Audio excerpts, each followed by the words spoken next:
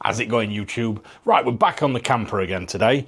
We've got some stuff here to fit. Let's go and have a look what we're doing today. Right from the beginning of the build, we've been going for this sort of style. Even though neither of these vans are a 4x4, it's like an overland style, and I like the look of it. Near the beginning of the build, we fitted a roof rack and a load of spotlights up there from Auxbeam, and they've turned out to be absolutely fantastic. And at the time I fitted those, what I said was I was going to fit a nudge bar, just like we've got on the Volkswagen there. And on that nudge bar, I wanted to put a couple more spotlights, just to finish the front of this and the look we're going for. Obviously, the final impact for all of this is going to be the wheels, but we're going to do that later. So today we're going to fit a nudge bar, and we're going to fit some more Auxbeam lights on the front of this and get this front looking absolutely awesome. And the guys at Auxbeam have been absolutely fantastic and sent me some more stuff. They've got a new series of lights out here for me to try out.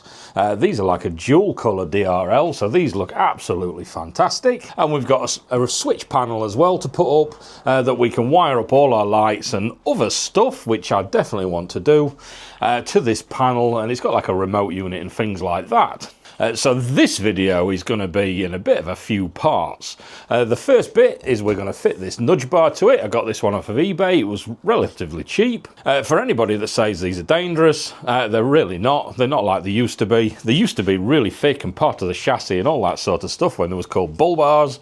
But these are really just on a little thin frame look, and they're there just for show more than anything. So if that hit anything, it'll bend back. A 2.5 ton van hitting you will do a lot more damage than that. The next part of the video is we'll be fitting these lights. We'll have a look at these lights and fit them.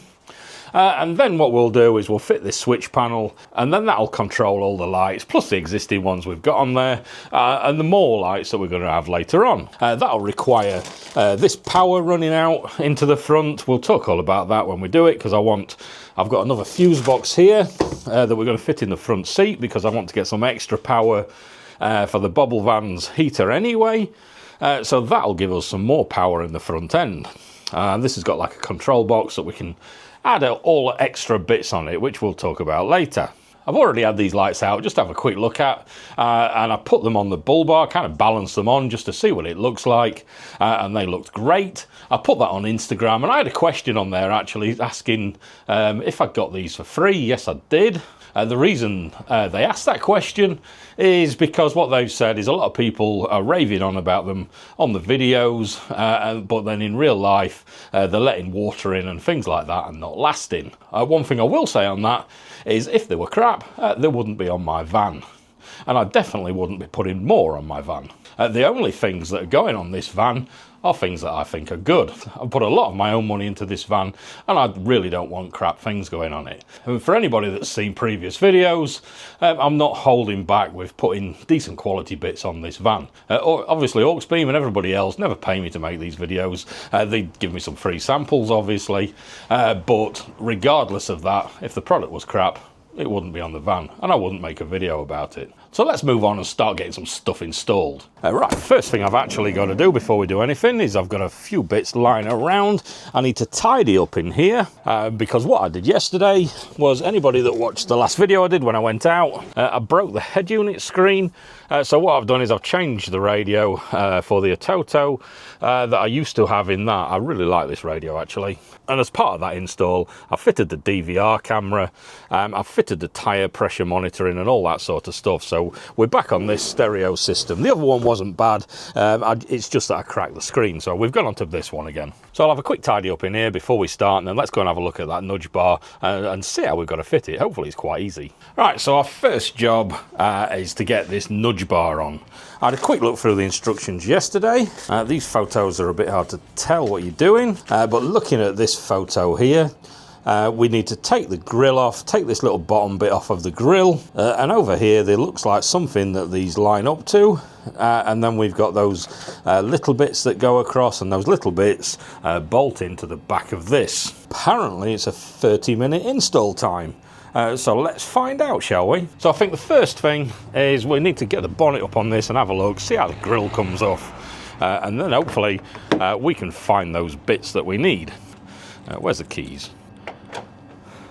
I've put the heating on in the van as well because it's quite cold today, so I need to be able to nip in here and warm my hands up every now and again. Right, so let's pull this and let's have a quick look underneath the front and see how easy everything is to get off. I've got no idea how to get the cables through into the vehicle from the lights yet. We'll worry about that one later. Right, so let's get this up and have a look. I need two hands. It's a bit old-fashioned-y with a stick. Right, so I'm going to put the camera down. I'm going to get some tools because I've got some Torx bits there. I assume these bits need to come off. And then I'm going to start pulling things around and try and get this front grille off. Oh, it's a bit chilly today.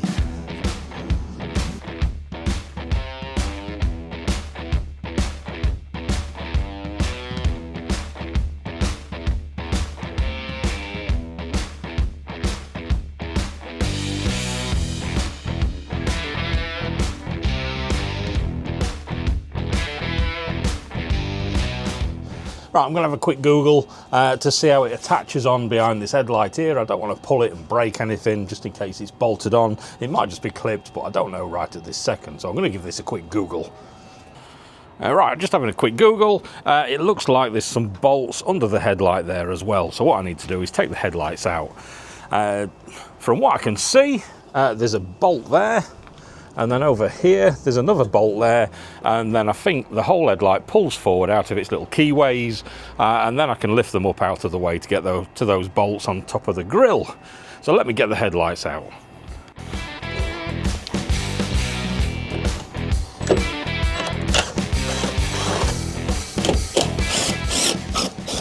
Now we can see these two screws here, two on this side and two on this side. Right, so I'll get those out and I'll see if that allows me to remove the grille.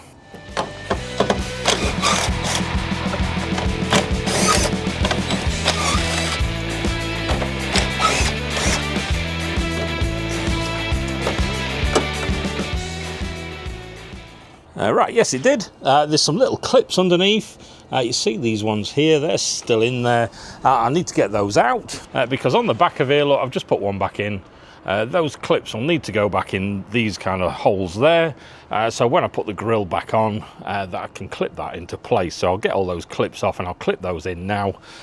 And then we need to find out where this nudge bar's going to. I think this bottom bit as well, I need to get that off. I'm not sure, we'll have a look in a second.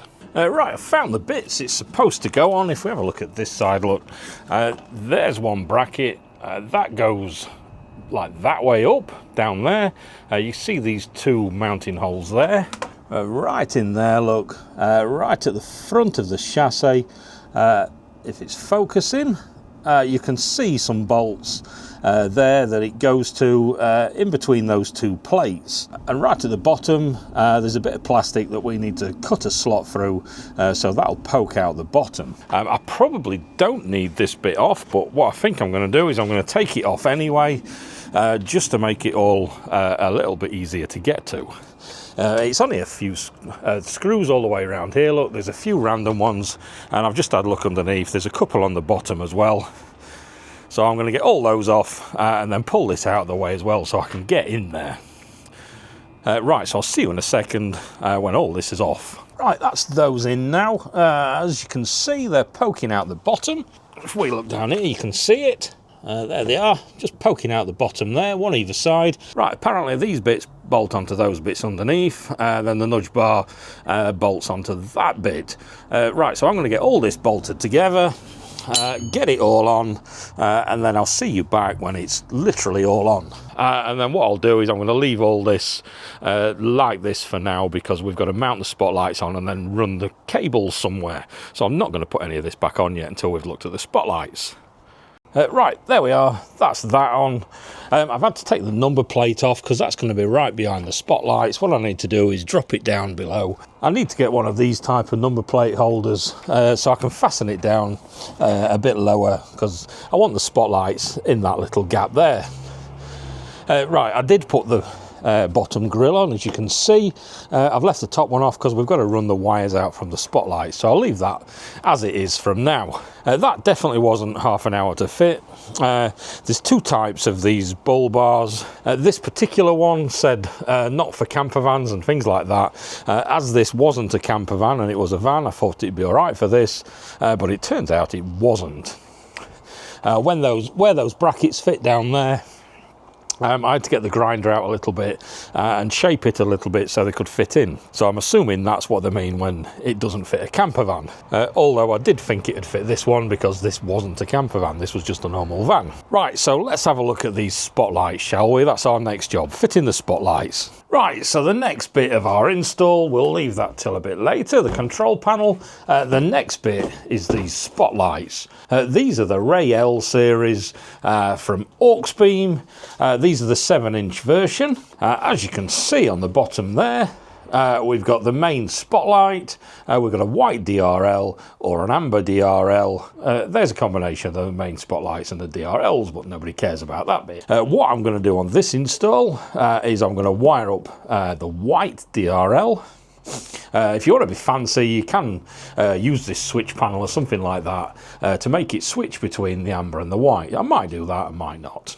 The first thing you notice about these as I'm trying to pick them up is the weight of them. As with the other Auxbeam lights that were fitted on the front, you'll notice this plaster because I cut my finger while I was doing the nudge bar on the front. Right, so opening the box, let me get this slid off, let's get it open and let's see what you get in the box. Sticker, instructions, 2 wiring looms, 1 for each light, main wiring loom, nuts and bolts and a little rubber bits, and the lights themselves. Let's get these out. Right, so looking at the lights, as with the other Auxbeam, these have got some heft to them. Fully metal body, we'll worry about all that stuff later.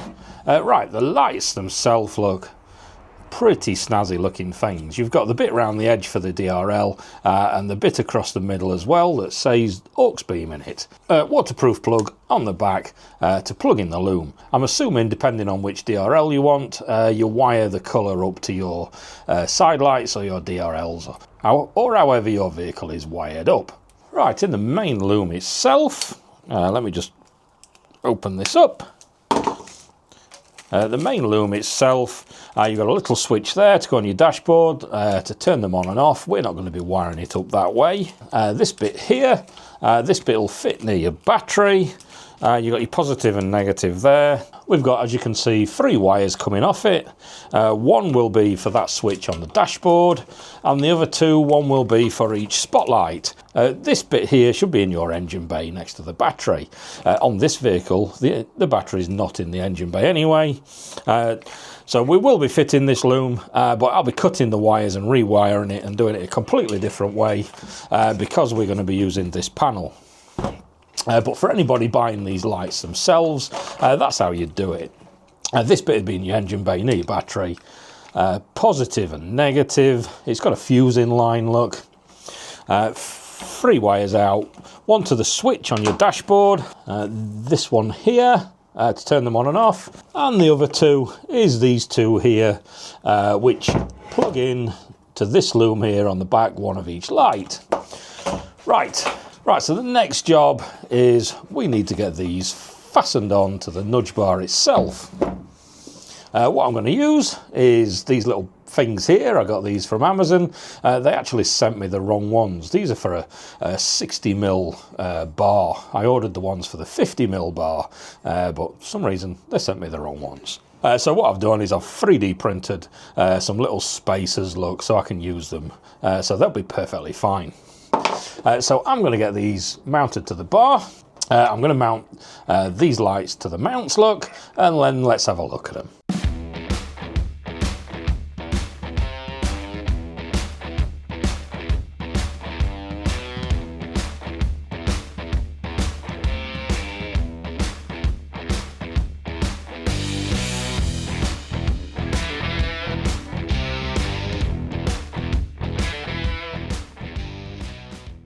Right, that's the spotlights mounted.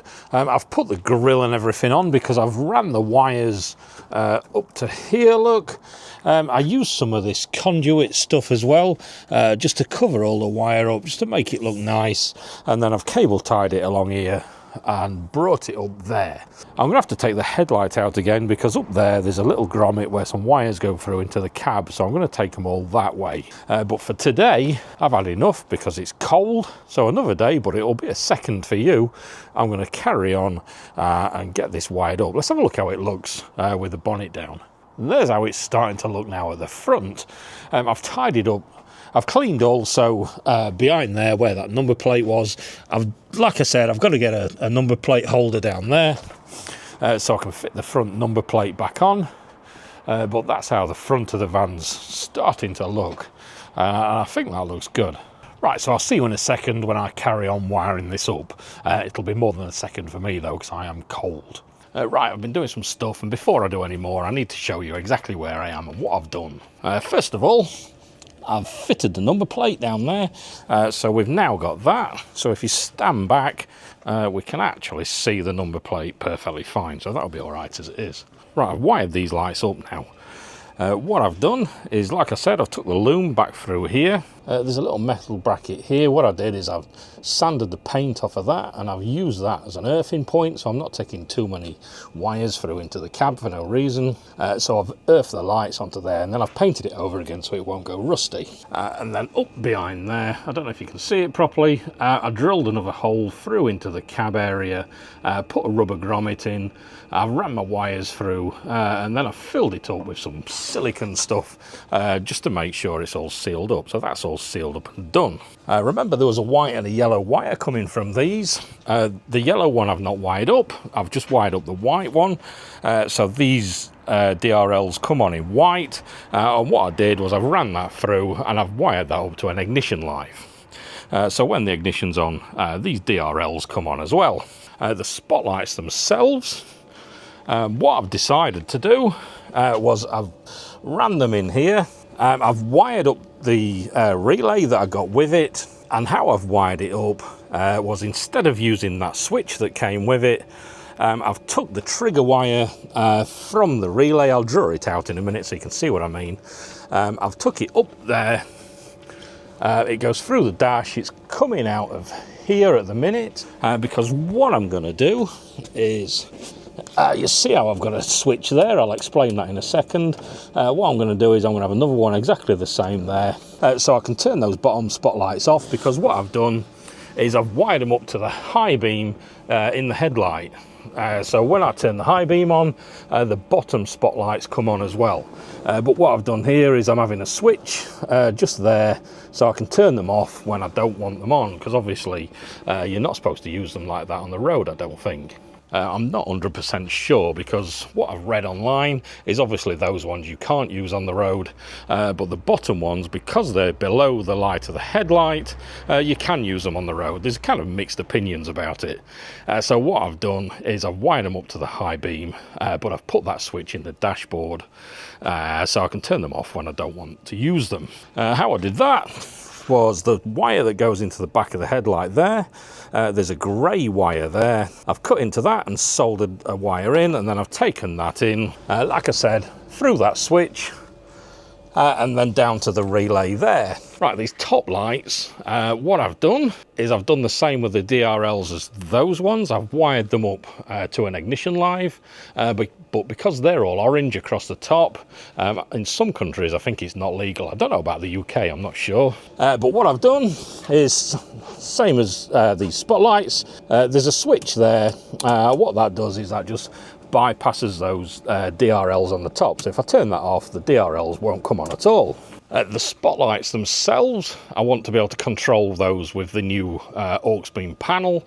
So what I've done is the wire from the relay, I'm taking it straight into that seating area there, which the control panel for the Auxbeam, which we'll look at in a bit, is going to go in there. It's currently, I'm running a 3-core cable out. One of those cores is the spotlight. And the other two I'm going to use for the radio, because what I want to do is I want to power the radio from the auxiliary battery in the back. So if I'm out camping in the van, I can turn on some music and have a bit of entertainment and all that sort of stuff, and I'm not running down the vehicle battery, and I don't have to have the ignition on. So what I'm going to do is the yellow and the red wire, I've got a permanent live and a switched live coming from the vehicle itself. I'm going to replace that with these two here. So one of these is going to be a permanent live from my fuse block that I'm having in that seat, and the other one is going to be a switched live coming from that panel, the control of which I'm going to fit up here somewhere. So when I want that radio on, I literally just reach up and I'll just turn it on and off. So it's not the end of the world when I'm driving, but what it will allow is when I'm parked up, I can have the music on and stuff like that, and I'm not draining the battery. So that's why I thought I'd show you, because I'm just about to wire this bit up. I'm going to cut these wires, I'm going to replace them with these two, and then put all that back together. And then the same down there, I'm going to cover all that back up because that's all done now. Just here, this little switch here, I'm waiting for some more to come. I've got some more coming tomorrow. So as soon as they arrive, I'll fit that in there, and then that'll be the switch to turn on and off the spotlights. Right, let's have a quick look what I did with these spotlights. What we've got is on a relay, we've got a normally open connection there. We've got going through to the coil, and that's coming out, the 4 connections on a relay there. I can never remember the numbers. So what we've got coming in here is, this is a fused live from the vehicle battery, and then this one goes out, this one goes to the spots. The other side, obviously we've earthed on the chassis. The seagulls seem to be going mad. I don't know if you can hear those. Hang on, let's give it a second for those to go away.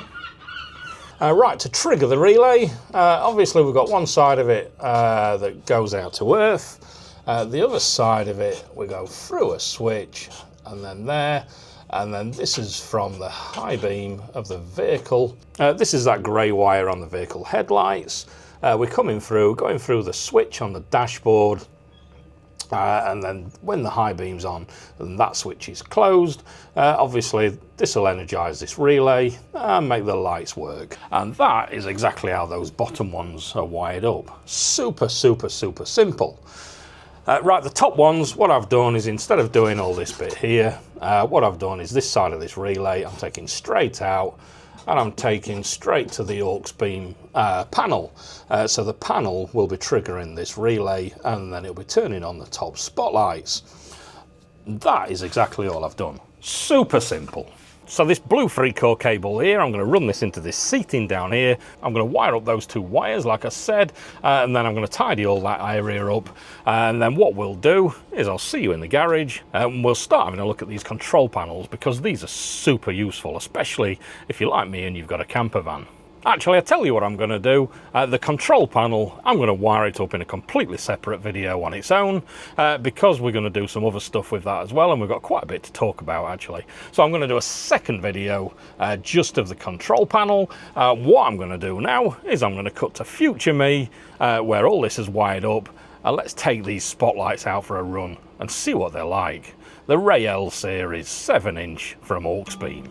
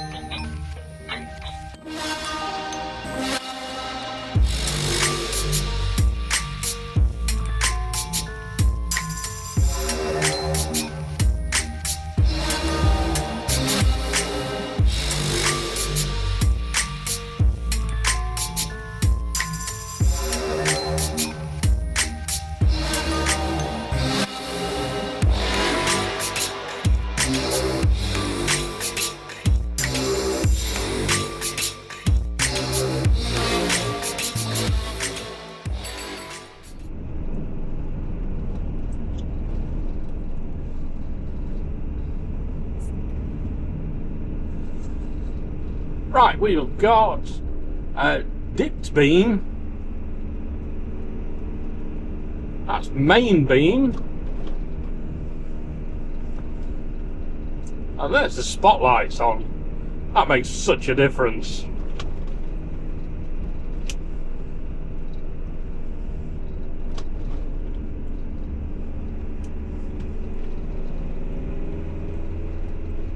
Oh, nice. I've got them angled down as well. Really pleased how those lights have turned out. That is exactly how I want the style of this van to look.